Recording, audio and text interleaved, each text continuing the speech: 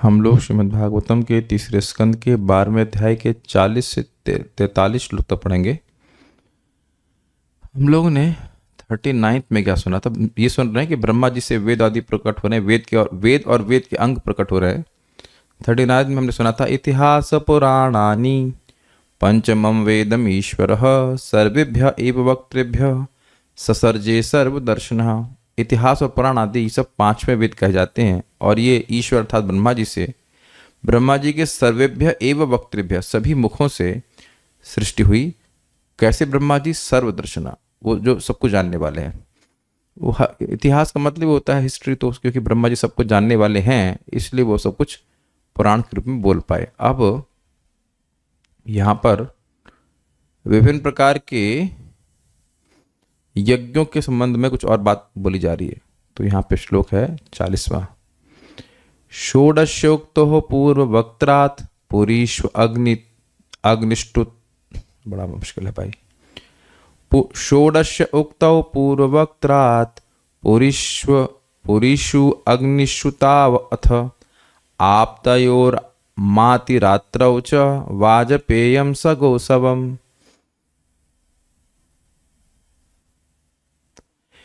ब्रह्मा के पूर्वी मुख से विभिन्न प्रकार के समस्त अग्नि यज्ञ, षोडशी उक्त पुरीषी अग्निष्टोम आप्तोर्याम अतिरात्र वाजपेय तथा गोसव प्रकट हुए।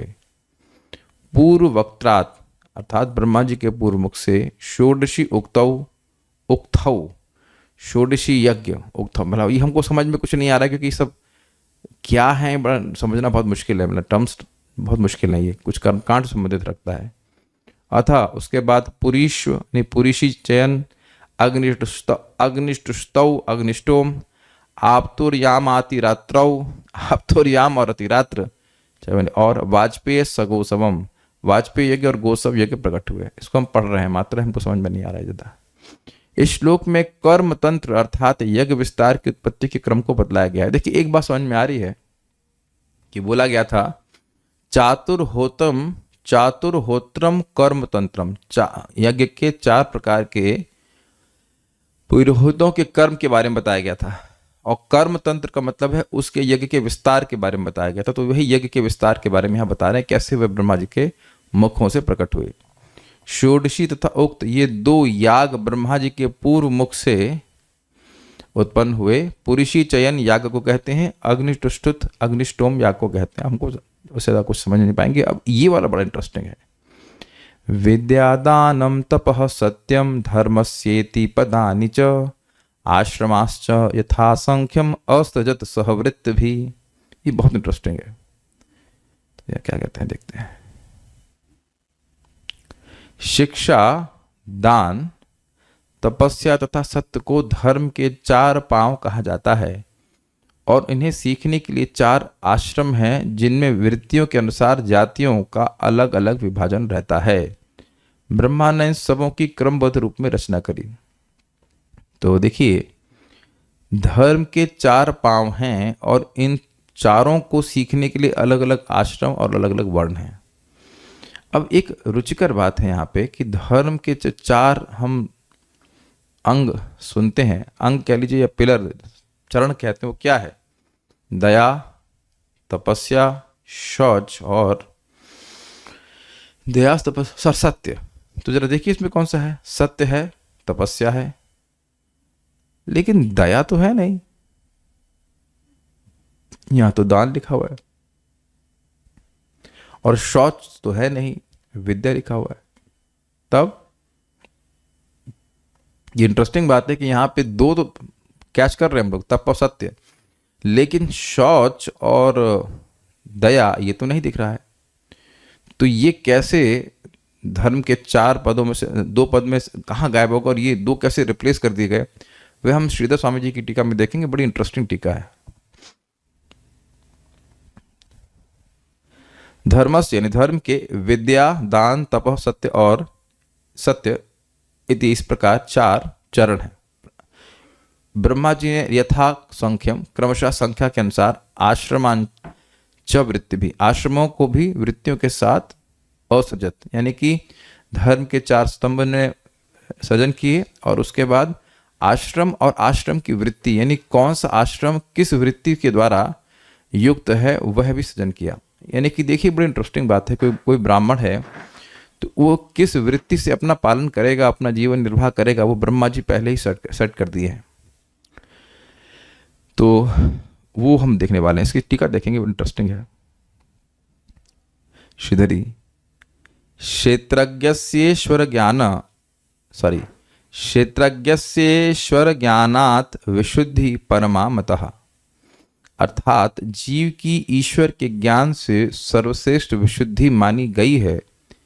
इस स्मृति वाक्य के अनुसार शौच को ही यहाँ विद्या शब्द से अवहित किया गया है। बड़ा सुंदर अर्थ है, ये हमको बहुत अच्छा लगा था। देखिए लोग अब प्राय नहाते तो हैं ही, तो केवल नहाने मात्र से शौच नहीं हो जाता।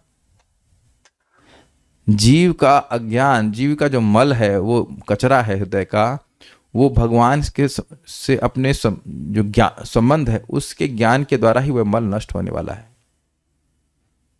जो जीव का कचरा है हृदय का, वो यही है कि वह देह है और देह से संबंधित वस्तुएं उसकी हैं और भगवान से उसका कोई संबंध नहीं है। तो ये अपवित्रता जीव की ये जाती है ईश्वर और ज्ञान और जीव के संबंध में जो विज्ञान है उसके द्वारा, उस ज्ञान को समझ करके। तो यहाँ पे जो विद्या शब्द रखा गया है वो शौच को इसलिए इंगित करता है क्योंकि इस विद्या के द्वारा जीव पूरी तरह से पवित्र होता है। समझ में आ गया? तो जो धर्म का 4 अंग बताए गए थे उसमें से एक था शौच, वो यहाँ पे विद्या से क्यों इंगित हो रहा है? क्योंकि विद्या के द्वारा ही जीव पवित्र होता है, सबसे ज्यादा पवित्र होता है, ये बात है। अच्छा, दान शब्द से यहाँ पर दया कही गई है। कैसे? स्मृति भी कहती है भूता अभय प्रदानस्य कलाम नारहतिम षोडशी होना चाहिए। जीवों को अभय प्रदान के 16वें भाग के भी बराबर सभी दान मिलकर भी नहीं हो सकते हैं। उसका मतलब क्या है? देखिए इस जगत में अगर कोई व्यक्ति कहे कि आपको हम घर दे रहे हैं, आपको भोजन के लिए सारी व्यवस्था दे रहे हैं, लेकिन आपको परसों मार देंगे, तो क्या जो वस्तुएं दी जाएंगी उससे उसे कोई सुख मिलने वाला है? कुछ नहीं मिलेगा।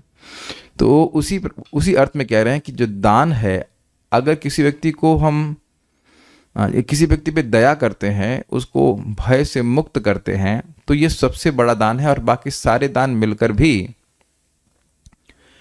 इस दया के बराबर नहीं होंगे। दया समझ रहे हैं, दया करना, दया देना होता है बेसिकली। दया एक प्रकार का दान है जिसपे व्यक्ति को अभय प्रदान किया जाता है। तो यहाँ पे दया से दान को इंगित किया जा रहा है, सॉरी दान से दया को इंगित किया जा रहा है, क्योंकि दया में अभय प्रदान किया जाता है। बोलते हैं राजा मैं तुमको अभय दान देता हूं, ये सुना होगा आपने। तो अभय दान देना वो सारे अन्य दानों के से श्रेष्ठ है। तो ये बात इसलिए यहाँ पे दया कही जा रही है। देखिए ये केवल शरीर के को रक्षा करने के अर्थ में नहीं है।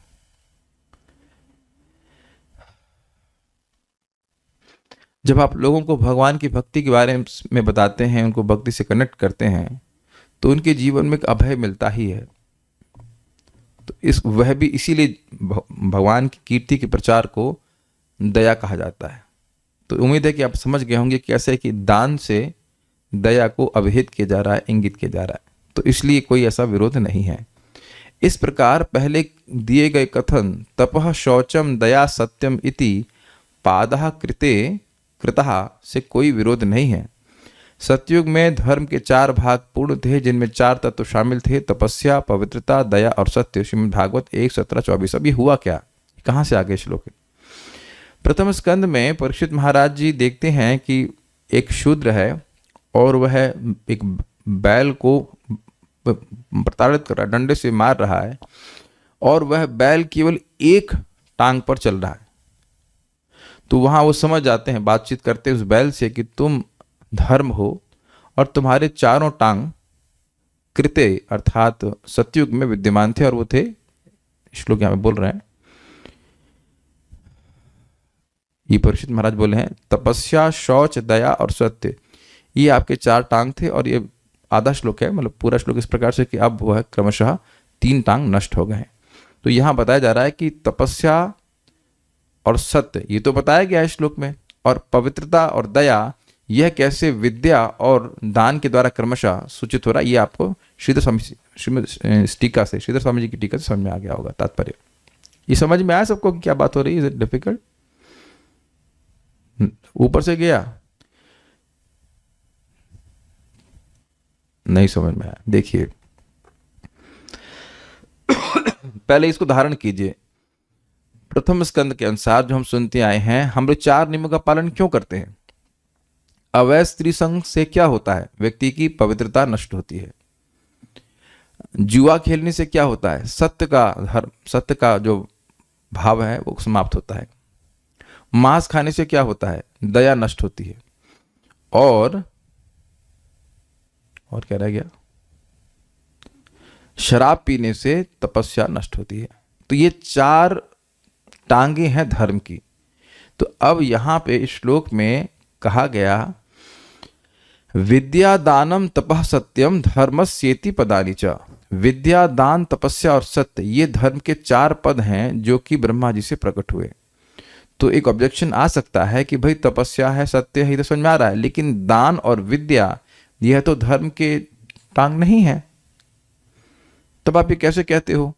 तो इसलिए कह रहे हैं कि देखिए, श्लोक कोट किया गया कि विद्या यानी कि जो जीव का संबंध है भगवान से, इसके द्वारा जीव जितना पवित्र होता है उतना और किसी चीज से पवित्र नहीं होता है। तो इसलिए विद्या के द्वारा पवित्रता अर्थात शौच को सूचित किया जा रहा है।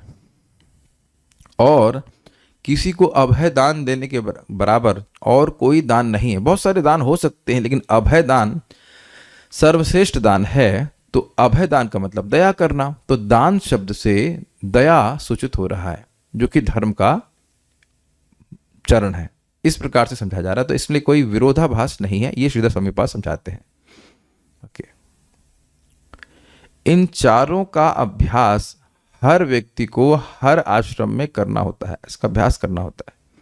तात्पर्य, 4 आश्रमों ब्रह्मचर्य अर्थात छात्र जीवन, गृहस्थ अर्थात पारिवारिक जीवन, वानप्रस्थ अर्थात तपस्या के निमित्त निवृत्त जीवन तथा संन्यास अर्थात सत्य के प्रचार हेतु विरक्त जीवन के केंद्र धर्म के 4 पांव हैं। समझ में आ गया? यानी कि सभी लोगों को, चाहे वो ब्राह्मण वैश्य शूद्र या ब्राह्मण क्षत्रिय वैश्य शूद्र हो, या ब्रह्मचारी गृहस्थ वानप्रस्थ या संन्यास हो, उन सभी को धर्म का अनुशीलन करना हो। सिंपल शब्दों में कहूं, 4 नियमों का पालन जो हम लोग सुनते हैं किसकॉन में, सभी को करना होता है, क्योंकि धर्म की रक्षा करने से ही व्यक्ति की रक्षा होती है। वृत्तिपरक विभाग हैं ब्राह्मण अर्थात बुद्धिमान वर्ग, क्षत्रिय अर्थात प्रशासक वर्ग, वैश्य अर्थात व्यापारी वर्ग तथा शूद्र अर्थात बिना किसी विशेष योग्यता वाले सामान्य श्रमिक वर्ग।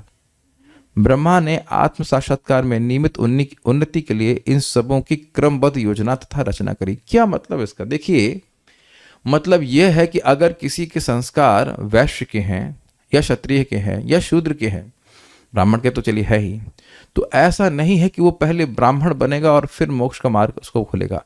वो जिस अवस्था में है उसके लिए वैसी धर्मों की व्यवस्था करी गई है ताकि वह मोक्ष के मार्ग पे आगे बढ़ सके। यही सृष्टि का उद्देश्य है।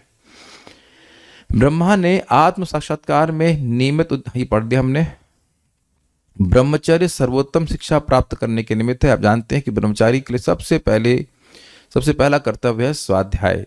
वह धर्म के सिद्धांतों के प्रति अभिज्ञ हो, जानकार बने। गृहस्थ इंद्रिय तृप्ति के लिए है, बशर्ते कि यह मन की उदार वृत्ति से की जाए। हैं? ये क्या? गृहस्थ इंद्रिय तृप्ति के लिए है, बशर्ते यह कि यह मन की उदार वृत्ति से किया जाए। ये क्या है? ये तो आज तक कभी सुने।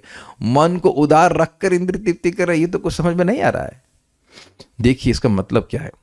गृहस्थ जीवन में अच्छा खाने को मिलता है, मिलता ही होगा शायद, एटलीस्ट जो खाना चाहे वो मिलता है, मतलब सुविधा रहती है। इसीलिए गृहस्थों के लिए स्पेशली बताया गया है दान। सुविधा को खाली इकट्ठा ना करते रह चले। ब्रह्मचारी हैं, वानप्रस्थ हैं और सन्यास हैं। तो स्पेशली ब्रह्मचारी और सन्यासी लोग, इनका पालन करने के लिए गृहस्थ जीवन होता है। केवल अपने बच्चों का ही पालन करने के लिए नहीं होता है। तो ठीक है, तुम्हें इंद्रिय तृप्ति के लिए कुछ लाइसेंस मिला है, और वहां भी एकदम अब मतलब मनुष्य जीवन के लक्ष्य को छोड़ करके इंद्रिय तृप्ति करने के लिए नहीं बुला है। इंद्रिय तृप्ति कर लाइसेंस इसलिए मिला है कि उस समय उस उम्र में व्यक्ति की इच्छाएं होती हैं, और अगर वह ठीक प्रकार से उनको मौका नहीं दिया जाए तो वो गलत रूप से होती हैं। जैसे कि प्रभुपाद समझाते हैं कि लोग शराब पीना चाहते हैं, बहुत से लोग, अब अगर शराब पीने ही नहीं दिया जाएगा तो लोग गलत तरीके से पिएंगे। तो अब इस सब इच्छाएं जीव की रहती हैं, बद्ध जीव की, तो इसको एक धार्मिक तरीका बताया कि इसे धीरे धीरे करके जीव से शुद्ध हो जाए। लेकिन इसका मतलब ये नहीं है कि व्यक्ति केवल अपनी इंद्रिय तृप्ति के लिए अपना जीवन बताए, ये प्रपात कर रहे हैं। वानप्रस्थ आध्यात्मिक जीवन में प्रगति के हेतु तपस्या करने के लिए है, और संन्यास सामान्य लोगों को परम सत्य के विषय में उपदेश देने के निमित्त है। तो ऐसा क्यों है? क्योंकि व्यक्ति संन्यास पहुंचते पहुंचते अपने धर्मों को करते करते पूरी तरह शुद्ध हो जाता है, और उसको इस प्रकार की रियलाइजेशंस मिलते हैं जिससे वो दूसरों को समझा पाता है। ये बात है। समाज के सारे सदस्यों के मिले जुले कार्यों से मानव जीवन के उद्देश्य के उत्थान हेतु अनुकूल स्थिति उत्पन्न करनी है। इसको प्रभुपाद पहले समझाए हैं। कोई ब्राह्मण है, वे भगवान के यश को बोले और उसको प्रोटेक्शन क्षत्रिय देते हैं। वहां पे कोई आयोजन हो रहा है तो उसके लिए धन आदि की व्यवस्था वैश्य करते हैं, और शूद्र उसके निमित्त जो भी फिजिकल लेबर है वह प्रदान करते हैं। उद्देश्य भगवान का यश ही है। प्रमाण है प्रथम स्कंद 2 अध्याय। अतः पुंबीद्विजा श्रेष्ठ वर्णाश्रम विभागशः स्वानिष्ठितस्व धर्मस्य संसिद्धिर हरितोषणम। वहां पे कहते हैं कि हे शौनक ऋषियों को कहते हैं सुत गोस्वामी जी की, अतः पुंबी द्विजा श्रेष्ठ, हे ब्राह्मणों में श्रेष्ठ। तो इसलिए यह समझना चाहिए कि जो भी 4 वर्ण और आश्रम हैं, इनका उद्देश्य है भगवान हरि की संतुष्टि। तस्मादेकेन मनसा भगवान सात्पताम पति श्रोतव्य कीर्तितव्यश्च ध्येय पूजश्च नित्यदा। इसलिए एक मन से व्यक्ति को भगवान श्री हरि का श्रवण करना चाहिए, कीर्तन करना चाहिए, स्मरण करना चाहिए और उनका अर्चन करना चाहिए। अब आप इसको कई बार सुन चुके हैं, लेकिन देखिए समझने का प्रयास कीजिए। इसका मतलब है कि व्यक्ति केवल गृहस्थी में न पड़ा रहे, या केवल ब्रह्मचारी या केवल संन्यास से मतलब नहीं है। ये तो एक स्ट्रक्चर है, लेकिन इसका सार है कि व्यक्ति भगवान के श्रवण कीर्तन में लगे। ये बात बोली जा रही है। जो व्यक्ति जहां रहना चाहे, गृहस्थ में रहना चाहता है, बड़ी अच्छी बात है।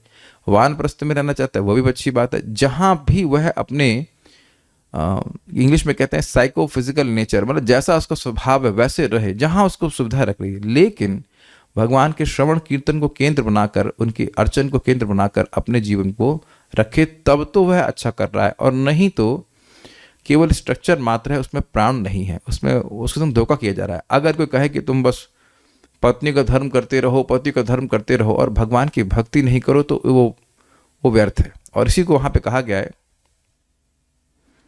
धर्म स्वनुष्ठितः पुंसाम विश्वक्सेन कथा सुयः नोत्पादेद यदि रतिम श्रम एव ही केवलम। व्यक्ति वर्ण और आश्रम के अनुसार अपने धर्मों का बढ़िया से अनुष्ठान कर रहा है, लेकिन अगर उसकी भगवान की कथा में रुचि नहीं हो रही है, कोई इंक्लिनेशन नहीं डेवलप हो रहा है, तो वह पूरी तरह से व्यर्थ है। ये बात बोल रहा है। तो उम्मीद है कि आप समझ पाए होंगे कि सारे समाज के सदस्य मिलजुल कर ऐसे कार्य करें जिससे भगवान का यश का प्रसार हो सके, सब लोग भगवान के बारे में सुन सकें। ये बात है। इस सामाजिक संस्थान की शुरुआत उस शिक्षा पर आधारित है जो मनुष्य की पाश्विक लालसाओं को शुद्ध करने के लिए है। सर्वोच्च शुद्धिकरण संस्कार विधि शुद्धों में परम शुद्ध पूर्ण पुरुषोत्तम भगवान का ज्ञान है। तो देखिए प्रभुपाद ने यहाँ पे श्रील श्रीधर स्वामी जी की टीका को ले लिया है। पवित्र, अब देखिए ना, अब समझ में आ रहा होगा कि ये क्यों कह रहे हैं प्रभुपाद, अगर आप समझ पाए तो। शौच, पवित्रता, ये धर्म का एक चरण है, और सबसे ज्यादा पवित्रीकरण होता है भगवान की बारे में ज्ञान प्राप्त करने से। तो इसलिए यहाँ पे जो श्लोक में बोला गया था, विद्या ये धर्म का एक चरण है, वह सही है, क्योंकि विद्या के द्वारा व्यक्ति के हृदय में पवित्रता आती है। सिंपल है। अब वह वृत्तियों का वर्णन करेंगे। और इतनी अद्भुत अजीब तरह की वृत्तियां हैं कि कैसे होगा, आप देखिएगा, वो इंटरेस्टिंग है। सावित्रम प्राजपत्यम च ब्राह्मम चाथ बृहत् तथा वार्ता संचयशालीन शिलोंच इति वै गृहे। सावित्रम प्राजपत्यम च ब्राह्मम चाथ बृहत् तथा वार्ता संचयशालीना शिलोंच इति वै गृहे। ये बड़ा इंटरेस्टिंग है। वृत्ति मतलब जैसे जिस प्रकार से व्यक्ति अपना जीवन चलाता है, जीवन यापन करता है। तत्पश्चात द्विजों के लिए यज्ञोपवीत संस्कार यानी सावित्र का सूत्रपात हुआ। कुछ मिस हो गया क्या? मैं आगे बढ़ गया क्या? हाँ ठीक है ठीक है। तत्पश्चात द्विजों के लिए, ब्राह्मणों के लिए यज्ञोपवीत संस्कार यानी सावित्र का सूत्रपात्र हुआ और उसी के साथ वेदों की स्वीकृति के कम से कम 1 वर्ष बाद तक पालन किए जाने वाले नियमों यानी प्राजापत्यम, यौन जीवन से पूर्ण विरक्ति के नियम यानी बृहत्, वैदिक आदेशों के अनुसार वृत्ति यानी वार्ता, गृहस्थ जीवन के विविध पेशेवार कर्तव्य यानी संचय तथा परित्यक्त अन्नों को बीनकर शिलोंच एवं किसी का सहयोग लिए बिना अयाचित जीविका चलाने की विधि का सूत्रपात हुआ। तो देखिए अनुभव से समझ में आ जाएगा, बड़ा इंटरेस्टिंग है। अतः ब्रह्मचर्य आश्रम में सावित्रम 3 दिन का ब्रह्मचर्य व्रत, तो मतलब कोई 3 दिन के लिए ब्रह्मचर्य रहता है तो सावित्र कहते हैं कि भाई 3 दिन का ब्रह्मचर्य व्रत पालन करोगे, उसके बाद तुमको उपनयन मिलेगा। फिर कहते हैं प्राजापत्यम 1 वर्ष का ब्रह्मचर्य व्रत, जो 3 दिन ठीक है रह लिया, उसके बाद नहीं रह रहा, शादी कर रहा है, कुछ कर रहा है, उसके बाद उससे अधिक आया 1 वर्ष का ब्रह्मचर्य का व्रत। फिर कह रहे हैं ब्राह्मम मतलब वेदाध्ययन के समाप्ति तक का ब्रह्मचर्य, यानी कि उसने यह नियम नहीं लिया है कि मैं जीवन भर शादी नहीं करूंगा, अपितु जब तक मेरी पढ़ाई पूरी नहीं हो जाती तब तक शादी नहीं करूंगा। जैसे यहाँ पे आप लोग एक मैप कर सकते हैं बीटेक, तो हमने नहीं सुना कि जब हम लोग बीटेक कर रहे थे कि कोई व्यक्ति की शादी हो गई हो। अगर शादी हो जाए तो उसको एडमिशन नहीं मिलेगा, क्योंकि उसमें लिखा ही है bachelor of technology, you have to be a bachelor only then you will be admitted. अब पता नहीं बीए तो आजकल कर लेते हैं, बैचलर ऑफ आर्ट्स शादी कर लेते हैं, शायद फिर हो जाता है बीए, हमको पता नहीं। लेकिन जो मैंने सुना है, जो मैं समझ रहा हूँ, अगर आईटी की बात कर रहे हैं तो इंजीनियरिंग इंस्टीट्यूट की बात कर रहे हैं तो शादी करके आप नहीं एडमिशन होता है वहाँ पे, you have to be bachelor. तो बैचलर का मतलब ये नहीं कि वो जीवन भर शादी नहीं करेगा, वो 4 साल जब तक पढ़ रहा है तब तक नहीं होगा। क्योंकि हमने देखा है वहाँ पे एमटेक करने जो आते हैं या जो पीएचडी करने आते हैं तो उन लोगों की शादी रही होती है, बहुत लोग शादी हुई रहती है, वो अपना आते हैं पढ़ने के लिए, तो वहाँ कोई ऐसा नियम नहीं है। लेकिन बैचलर के लिए तो है इस प्रकार का नियम। अब इस पर रिसर्च करनी पड़ेगी कि वाकई शादी का सिस्टम है कि नहीं, लेकिन हमने किसी को नहीं देखा वहाँ पे जो शादीशुदा हो और बीटेक कर रहा हो। आप लोग कहीं देखा किसी ने? I have never heard. Kalyan रहुआ का क्या मत है इसके ऊपर? सही बोल रहा हूँ ना? तो बैचलर मतलब वो अपने 4 साल जब पढ़ाई कर रहा है उतने समय के लिए वो बैचलर है। अब ब्रह्मचारी तो नहीं कहेंगे, लेकिन शादीशुदा नहीं है, ऐसे कह लीजिए। तो यहाँ ब्राह्मण का अर्थ है कि वह वेद अध्ययन की समाप्ति तक का ब्रह्मचर्य का पालन करता है। तो स्वाभाविक सी बात है कि वो 1 साल में नहीं होगा, अब 10 साल में हो, 20 साल में हो, जो भी सिस्टम रहता है। नॉर्मली 5 साल की उम्र से लेकर के 25 साल तक इस प्रकार का ब्राह्मण होता है, वेद अध्ययन करते हैं। तथा बृहत् मतलब आजीवन ब्रह्मचर्य व्रत, और 25 साल होने के बाद भी और अपने पढ़ाई पूरी होने के बाद भी वह गुरु की आश्रम में ही रह जाते हैं और फिर शादी नहीं करते हैं। तो ये 4 प्रकार के ब्रह्मचारी व्रतों का सृष्टि भी ब्रह्मा जी की है। तथा मतलब ये 4 प्रकार के ब्रह्मचर्य व्रत हैं। उसके बाद कहते हैं वार्ता मतलब कृषि कर्म और उससे ये गृहस्थों की जीविका कैसे चलेगी इसके बारे में बोल रहे हैं। संचय मतलब यज्ञ कर्म, ये ब्राह्मणों के लिए बोल रहे हैं। कृषि कर्म स्पष्ट है कि वैश्यों के लिए बोल रहे हैं। संचय मतलब यज्ञ कर्म, अर्थात यह संचय का मतलब इकट्ठा करना नहीं है, यज्ञ करके भी व्यक्ति उसमें जो दान मिलता है उससे उसकी जीविका चल जाती है। अब एक और इंटरेस्टिंग है शालीन मतलब अयाचित वृत्ति, मतलब वह किसी से कुछ मांगेगा नहीं, जो उसके भाग्य में है वो जितना आज आ जाएगा उसको उसी से वह निर्वाह करेगा। ये एक चीज में देख रहे हैं कि इसमें सॉफ्टवेयर जॉब कहीं नहीं है तो ये तो हद हो गई। इतना अद्भुत बात है कि जिन वृत्तियों को हम लोग अभी पालन कर रहे हैं, जिससे हमारा पालन हो रहा है, वो कहीं नहीं है। ठीक है, इसीलिए हरे कृष्णा कृष्ण कृष्ण हरे हरे, हरे राम राम राम हरे हरे। मतलब कहने का ये कि कहीं से धर्म पालन हो जाए, इसका स्कोप कलयुग ने छोड़ा नहीं है। तो एकमात्र धर्म ही हमारे लिए हरे कृष्ण मंत्र है। काफ़ी इंटरेस्टिंग लगा मुझे। शिलोंच, ये बड़ा इंटरेस्टिंग है। खेत में गिरे दानों से जीवन निर्वाह करना। जब भी मैं शब्द देखता हूँ तो मेरी अपनी दादी का स्मरण हो जाता है ना। क्यों दादी का स्मरण हो जाता है? हमारी दादी की हिंदी बहुत तेज थी, बहुत तेज थी। तो एक कोई व्यक्ति उनसे, कोई व्यक्ति, वो छोटी थी बता रही थी, उनसे कोई व्यक्ति इस प्रकार का प्रश्न किया कि हम तुमसे एक शब्द का अर्थ पूछते हैं, बता इसका अर्थ बताओ मुझे। बताइए। तो उन्होंने कहा शिलोंच वृत्ति। और समझे, उनके काफ़ी समय तक हमको समझ में नहीं आया कि क्या मतलब है। तब ये बाद में मालूम चला इसका कि देखिए, जैसे एक कपोत का मतलब कबूतर। तो क्या होता है, जब खेत कट जाता है तो कबूतर इकट्ठे हो जाते हैं वहाँ पे, और जो बचा कुचा दाना है उसको वह खाते हैं। खेत को जो कटने के बाद दाना बचता है, तो वैसी वृत्ति को स्वीकार करना। मतलब ब्राह्मण है लेकिन वह किसी से मांगेगा नहीं, जिसने कृषि कर दी, कुछ अन्न बचे रहेंगे उसको जाके पिकअप कर लेगा, उसी से निर्वाह कर लेगा। इतना इंडिपेंडेंस। इति ये ही वही, मतलब ही गृहस्थाश्रम की वृत्तियां ये ही हैं। मतलब इसके अलावा गृहस्थाश्रम की वृत्तियां नहीं है। तो अभी सुनकर तो थोड़े लोग डिप्रेस हो रहे होंगे, क्योंकि हम लोग ये वृत्ति इसमें है नहीं। कृषि कर्म करके भी तो हम लोग वृत्ति का पालन नहीं कर रहे हैं, अपना सारा जीवन निर्वाह नहीं करना है। What we can do. Actually एक बात पता है, आप सोच रहे होंगे कि यार ऐसे पैसे कैसे कमाएंगे। लेकिन देखिए, पैसे तो मुझे नहीं पता, शायद 100-150 साल से चालू हुए हैं। उससे पहले तो बार्टर सिस्टम था। अब हिंदी में क्या कहते हैं उसको नहीं पता, लेकिन गेहूं उग जाता है, एक गेहूं को रख लेते हैं और इतना गेहूं दे दिया, उसके बदले में सब्जी ले ली, ये सिस्टम रहता है। जीवन निर्वाह के लिए पैसे की जरूरत नहीं है। और मुझे बोलते हुए इसलिए दिक्कत हो रही है क्योंकि हम भी पैसे से ही काम चला रहे हैं, क्योंकि आजकल नियम ऐसा बन गया है। आप सोच सकते हैं कि बिना पैसे काम चले, बिना पैसे कैसे चलेगा। यही तो कंडीशनिंग, समाज हमें कंडीशन कर दे रहा है कि अरे अब अभी देखिए कि जितने पशु हैं वो भी क्या नोट लेके घूमते हैं वो भी गाय भी क्या नोट लेके घूम रही है। नहीं, उसका निर्वाह हो रहा है कि नहीं। काफी शॉकिंग है ना। Can you imagine a day when you have no money.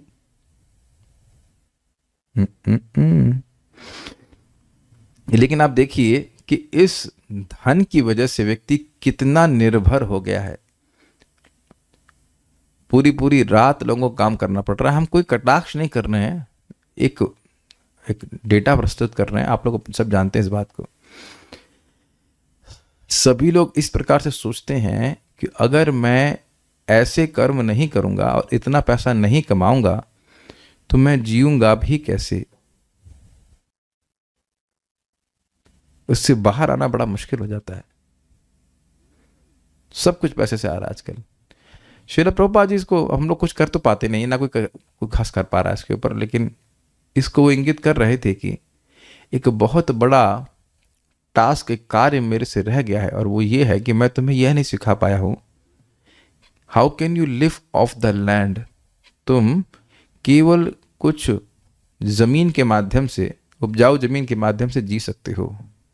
तुम्हें चीजों की आवश्यकता है नहीं उतनी जितना तुम सोचते हो। अब ये देखिए, आपको लग रहा होगा इसमें हमसे मैं क्यों कह रहा हूं। चैतन्य महाप्रभु के पास उनके गृहस्थ शिष्य, तो क्या कह लीजिए भक्त, वो 4 महीने के लिए आ जाते थे। आप में से कितने लोगों को 4 महीने की छुट्टी मिलेगी? Where you just do healing and chanting and then again accepted back in your job. 4 महीने की। तो आप सोच लीजिए, गृहस्थ लोग 4 महीने के लिए केवल श्रवण कीर्तन में लगे हैं। चैतन्य महाप्रभु संकीर्तन कर रहे हैं, कथा कर रहे हैं। तो हमारे सर एक बार बोल रहे थे लीला पुरुषोत्तम प्रभु कि ये प्रश्न बना ही है कि वो करते क्या थे। सभी लोग तो कृषि नहीं करते थे, क्या करते थे कि 4 महीने का अवकाश उनको प्रति साल मिल जाता था और केवल भगवान के भजन में लगे रहते थे। ये तो देखिए भगवान ने कुछ कृपा ही करी है, कुछ क्या बहुत बड़ी कृपा करी है कि हम लोग साथ में बैठकर कुछ भगवान के बारे में पढ़ पा रहे हैं, नहीं तो कहाँ। आजकल की गृहस्थी में या सामान्य किसी भी स्थान में व्यक्ति को श्रवण कीर्तन का मौका मिलता है। तो ये एक बड़ी इंटरेस्टिंग बात नहीं कि ब्रह्मा जी इन प्रकार की वृत्तियों की सृष्टि करें। आगे पढ़ते हैं। श्रीधरी, ब्रह्मचारी आदि चारों आश्रमों के प्रत्येक आश्रमों के चार चार भेद इन दोनों श्लोकों में बतलाए गए हैं। दो मतलब 42 में और 43 में। सावित्र ब्रह्मचर्य, उपनयन के पश्चात गायत्री का अध्ययन करने के लिए धारण किया जाने वाला 3 दिन का ब्रह्मचर्य व्रत। प्राजापत्य ब्रह्मचर्य, 1 वर्ष तक ब्रह्मचर्य व्रत का पालन करना। ब्राह्म ब्रह्मचर्य, वेदाध्ययन की समाप्ति काल पर्यंत धारण किया जाने वाला ब्रह्मचर्य व्रत। और बृहत ब्रह्मचर्य, आजीवन ब्रह्मचर्य व्रत का धारण। ये ब्रह्मचर्य के 4 भेद हैं। गृहस्थ के 4 वृत्ति भेद इस प्रकार हैं। वार्ता वृत्ति, शास्त्र विहित कृषि आदि वृत्तियों को अपनाना। इसका मतलब क्या है? आप अफीम नहीं उगा सकते हैं, समझे ना। अफीम और रबड़ उगाना ये कोई कृषि नहीं है। आजकल बहुत जगह भोजन के उत्पाद उगाने की बजाय लोग क्या कहते हैं उसको, कमर्शियल कैश क्रॉप्स को उगा रहे हैं। तो ये शास्त्र विहित नहीं है। संचय वृत्ति मतलब यज्ञ आदि कराना। शालीन वृत्ति अर्थात अयाचित वृत्ति, यानी बिना मांगे जो कुछ भी मिल जाए उसी से निर्वाह करना। और शिलोंच वृत्ति अर्थात खेत कट जाने पर पृथ्वी पर पड़े हुए तथा अनाज की मंडी में गिरे हुए अन्न के दानों को बीनकर निर्वाह करना। तात्पर्य, विद्यार्थी जीवन में ब्रह्मचारियों को मनुष्य जीवन की महत्ता के विषय में पूर्ण शिक्षा दी जाती है। इस तरह प्रारंभिक शिक्षा विद्यार्थी को पारिवारिक झंझटों से मुक्त बनने के लिए प्रोत्साहन करने के लिए थी। जो विद्यार्थी ऐसे व्रत को स्वीकार करने में अक्षम होते थे, केवल उन्हें घर वापस जाने और उपयुक्त पत्नी से विवाह करने की अनुमति दी जाती थी। अन्यथा विद्यार्थी जीवन भर यौन जीवन से पूरी तरह विरत रहकर स्थायी ब्रह्मचारी बना रहता था। यह सब विद्यार्थी के प्रशिक्षण की गुणवत्ता पर निर्भर करता था। हम अपने ओम गुरु विष्णुपाद श्री श्रीमद् भक्ति सिद्धांत गोस्वामी महाराज जैसे व्रतधारी ब्रह्मचारी से मिलने का अवसर प्राप्त हुआ था। ऐसे महापुरुष नैष्ठिक ब्रह्मचारी कहलाते हैं। देखिए एक बात तो है, इस बात में तो कोई भी गृहस्थ विरोध नहीं करेंगे कि गृहस्थी में बहुत पचड़े होते हैं। अब आप कहेंगे आप भी तो गृहस्थी में हैं, पर भगवान की कृपा से हमारे पास इतने क्या पचड़े हम रखते ही नहीं हैं। आज मैं इस पर सोच ही रहा था कि क्यों पचड़े नहीं रखा, मतलब मेरे को आपने क्या कहते हैं कुछ कोई भी ऐसा, just I feel I am fortunate, हम ऐसे किसी संबंध को पोषित नहीं करते हैं जिसका संबंध कृष्ण कॉन्शियसनेस से नहीं हो। It's just very simple. नहीं तो आप देखते होंगे कि रिश्तेदार घर में आ जाते हैं और वो क्या क्या बातें करते हैं जो भगवान के संबंध में बिल्कुल नहीं होती। इसकी शादी में जाओ, उसकी शादी में जाओ, इसकी शादी में जाओ, वहाँ जाओ, फिर उसका गाने सुनो वहाँ पे। हम तो कभी गए ही नहीं हैं, लेकिन मतलब व्हाट्स द पॉइंट। ऐसे ही जीवन जा रहा है, भक्ति नहीं कर रहे और कहाँ कहाँ के लोग आ जाते हैं। हम गलत तो नहीं कह रहे हैं, आप लोग सब सहमत होंगे इस बात से, कहाँ कहाँ के लोग आ जाते हैं। फिर उसको पढ़ाना है, उसकी शादी करनी है, उसको ऐसा करना है, उसको वैसा करना, उसी में व्यक्ति उलझ करके पूरा जीवन भूल जाता है भक्ति करने के बारे में। अभी एक भक्त हैं और वो मुझे पहले बोले थे कि प्रभु जी वो लिंक दे दीजिए, वो कथा में आना चाहते हैं। कुछ महीने पहले की बात है, आ भी रहे थे वो। फिर घर में कुछ शादी ब्याह हुआ तो मैं समझ गया चलो भाई, 1 दिन 2 दिन महीने भर गायब रहे। हमने कहा अब तो घर में शादी हो गई, अब आप आइए। तो उनका उत्तर बड़ा हमको अच्छा लगा। उत्तर था I will come as soon as possible. What does that mean? आप लोग क्या समझते हैं इसका मतलब? कब बोलते हैं इसको आप, एज सून एज पॉसिबल?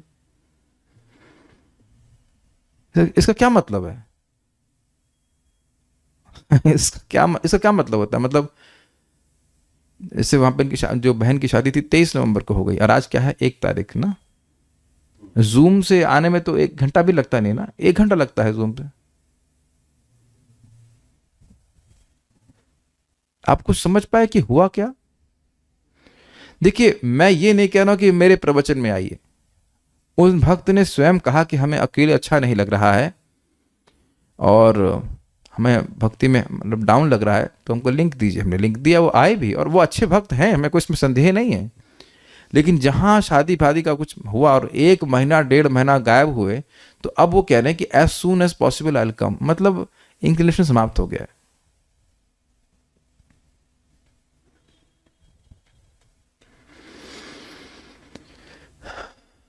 आप अब चक्कर ये सब बातें रिकॉर्ड हो जाती है, हमको इसलिए बोलने में बड़ी दिक्कत होती है। लेकिन लोग इतना आडंबर करते हैं शादी में, इतना आडंबर करते हैं, उससे निश्चित हो जाता है कि शादी के बाद जो कार्य करेंगे सब अच्छा होगा। कहीं लिखा है कि इतना आडंबर करना चाहिए? क्या ब्रह्मा जी सृष्टि कर रहे हैं इस आडंबर की? इस सृष्टि तो इस आडंबर की सृष्टि तो हम लोग स्वयं किए हैं, धर्म के अनुसार तो नहीं हो रहा है।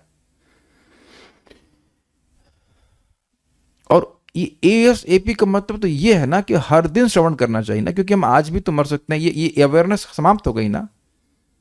मैं एकदम सच बोल रहा हूँ। मेरे एक मित्र हैं, उनकी 2 शादियां हुई हैं। क्यों हुई हैं? कि पहली वाली जो पत्नी थी वो शादी के 3 दिन बाद ही मर गई, 3 दिन के बाद ही मर गई, नेचुरल, मतलब ऐसे हुआ मर गई। तो ये इन सब चीज़ों में व्यक्ति इतना उलझ जाए। तो ये प्रभुपाद समझा रहे हैं कि जो व्यक्ति, स्पेशली जो लड़का, उसकी ब्रह्मचारी जीवन में ट्रेनिंग होती है तो उसकी सहज क्या कहेंगे उसको, सहज डिसइंक्लिनेशन होता है मटेरियल वर्ल्ड के प्रति। लेकिन ये सब होने के बाद भी, वैराग्य बुद्धि होने के बाद भी कि जगत में कुछ रखा नहीं है, हर व्यक्ति का ऐसा सामर्थ्य नहीं होता है कि वह पारिवारिक जीवन में ना प्रवेश करे।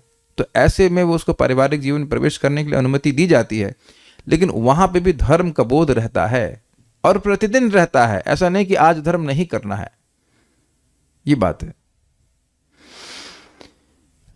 जब 5 से लेकर 25 साल तक रोज शास्त्र अध्ययन समझने का उसमें रचा पचा रहने का अभ्यास है, तो शादी के बाद शास्त्रों को भूल नहीं जाएगा, ये बात है। अब ये सब बातें बड़ी फौरन सी लगती हैं इसलिए क्योंकि आजकल इस प्रकार की शिक्षा दी नहीं जाती है। आप देखो कि जो भी हम लोग पढ़े थे, मतलब 12वीं से 12वीं तक, उसमें से कितने लोगों ने वो किताब दोबारा उठाने की जहमत करी? जहमत हो गया Urdu, concern. Do you feel any need? कोई भी यहां व्यक्ति नहीं होगा जो 12वीं किताब को दोबारा देखा भी होगा। कोई व्यक्ति है जो इतना महात्मा हो? नहीं, क्योंकि उस शिक्षा की कोई जरूरत ही नहीं थी। बेसिकली हमको वो शिक्षा दी गई जिसकी हमें जरूरत ही नहीं है। अग्रीड? कितना अमेजिंग है ना। और आप इस क्या सोच रहे हैं, मैं भागवतम एक बार अभी पढ़ा रहा हूं, हम दोबारा पढ़ाएंगे तब भी ये उतनी ही रुचिकर लगेगी जितना कि आप पहली बार पढ़ने में लग रही है। हर दिन आपको कितना कितना नई नई शिक्षा प्राप्त हो रही है, कितनी अच्छी बातें मालूम चल रही हैं, और ये एवर फ्रेश हैं। भगवत गीता को हम फिर से पढ़ाएंगे, फिर अच्छी लगेंगी। जब मैं दोबारा ये गीता पढ़ा रहा हूँ सुबह, तो ऐसा नहीं कि मुझे बोर लगता है, अरे यार भाई पढ़ाना, ऐसा नहीं है। It is always fresh, it is always gives you enlightenment. पूरा जीवन, कई जीवन लग जाएंगे इन सब बातों को समझने के लिए। सबसे अच्छा है कि व्यक्ति शादी करे ही नहीं, और अगर उसने करी भी है तो झंझट पालने के लिए शादी ना करे कि ये करना है, वो करना है, ये करना है, और जब नहीं करना, कथा नहीं सुननी, तो फिर काहे के लिए शादी की है? ये बात बोल रहे हैं। इससे कि व्यक्ति का जो लक्ष्य है जीवन का वो डिस्टर्ब हो जाता है। तो इसे बातें समझा रहे हैं। चलिए, अब यहाँ वानप्रस्थों के बारे में बोल रहे हैं। वै खानसा वाल खिल्यौ दुम्बरा फेन पावने न्यासे कुटी चकह पूर्वम बहवो दो हंस निष्क्रियौ। ये इंटरेस्टिंग है। ये एक और इंटरेस्टिंग है क्योंकि इन सब चीजों को हम लोग कर नहीं सकते हैं, तो इसलिए केवल हरि नाम का आश्रय ले सकते हैं। कोई कहे कि हम वानप्रस्थ में है तो ना देख लेना कितने वानप्रस्थ में हो।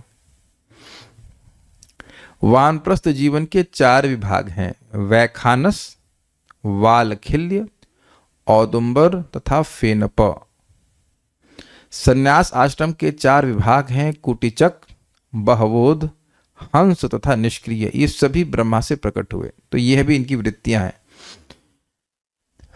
अब देखिए, ऐसा नहीं है कि वानप्रस्थ हो गया तो अरे अभी लड़का बड़ा नहीं हुआ है, 45 साल का ही हुआ है, वो कैसे बिजनेस संभालेगा, थोड़ा हमको भी संभालना है। तो ये भी देखा गया है कि वानप्रस्थ में चले गए हैं लेकिन अभी बिजनेस से मति नहीं हटी है।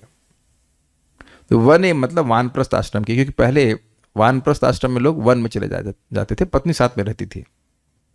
इनके नाम रखे गए हैं वैखानसा, वालखिल्य, औदुंबरा और फेनपा। ये 4 वृत्तियां हैं। अब पूछोगे क्या है, तो ये भी टीका से क्लियर हो जाएगा। पूर्वम, उसी प्रकार न्यास से संन्यास आश्रम में कुटिचक, बहवोदह, हंस और निष्क्रिय, ये 4 वृत्तियां हैं। श्रीधरी देखिए, वने स्थितः इत्यादि, वन में रहने वाले वानप्रस्थों के भी 4 भेद हैं। पहली वृत्ति क्या है? वैखानस वृत्ति, बिना ज्योति बोई भूमि से उत्पन्न पदार्थों से निर्वाह करना। प्रपात इसको कहते हैं यहाँ पे अनुवाद में, वैखानस मतलब ऐसे मनुष्य जो सक्रिय जीवन से अवकाश लेकर आधा उबले भोजन पर निर्वाह करते हैं। आधा उबला, हमको तो समझ में नहीं आ रहा आधा उबला क्या मतलब। आलू को आधा उबालते हैं, खा लें, व्हाट इज द पॉइंट।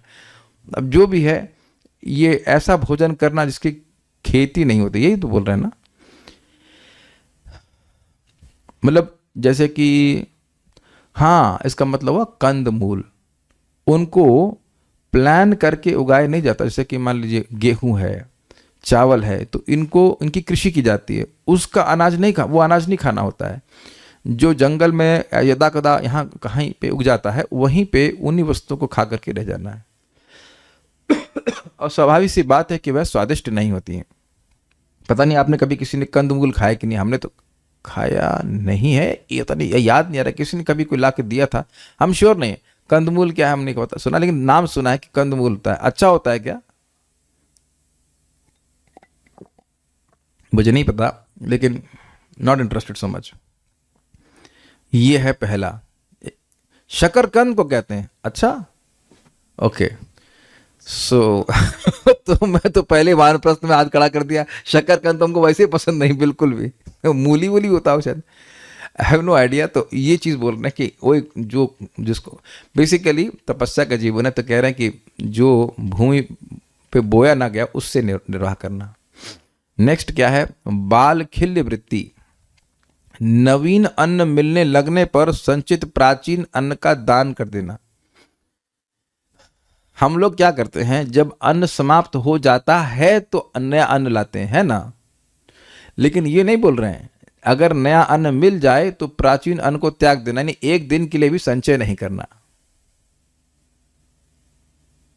इसीलिए हरेर नाम हरेर नाम हरेर नाम एव केवलम कलौ नास्ते नास्ते नास्ते गतिरन्य था। दान दे दे, किसी को दे दे, जो भी करे।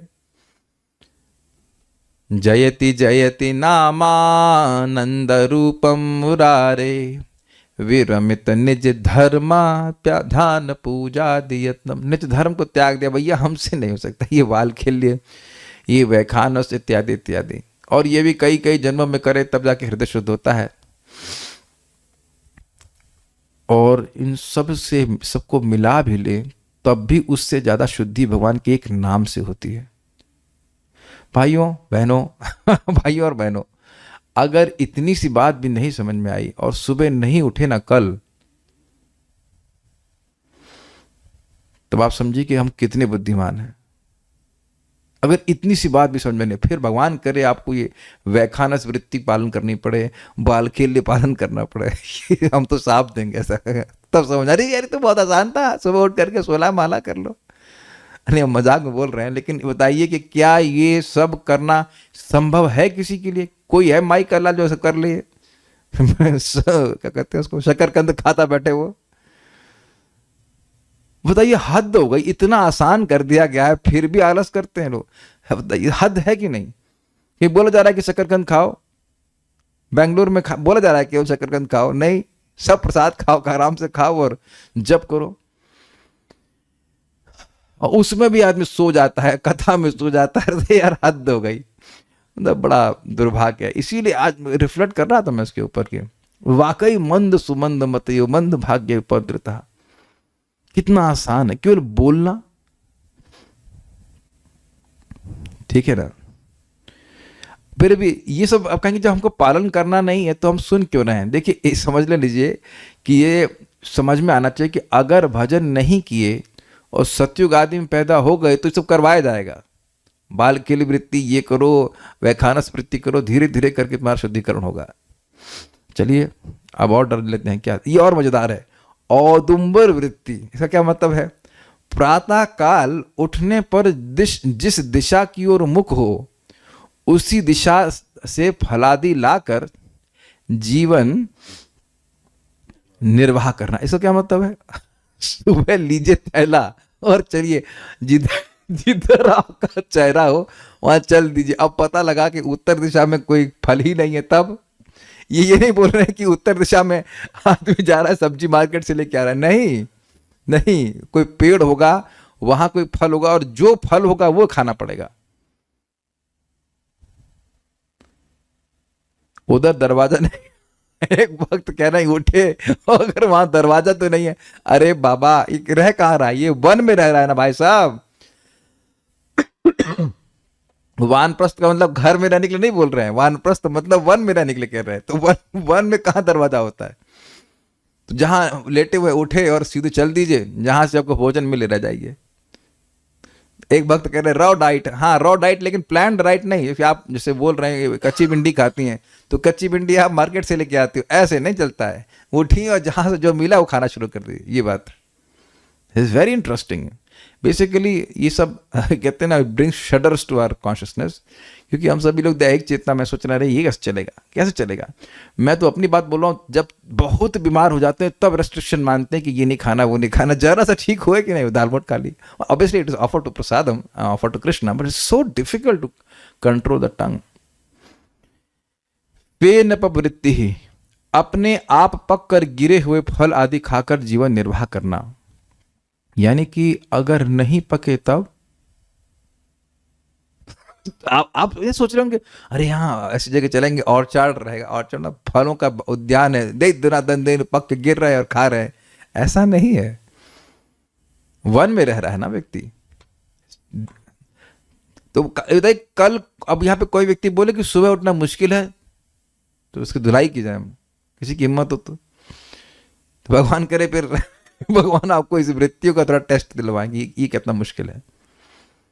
सबसे आसान है और वह भी इतना सुंदर फल प्रदान कर रहे हैं।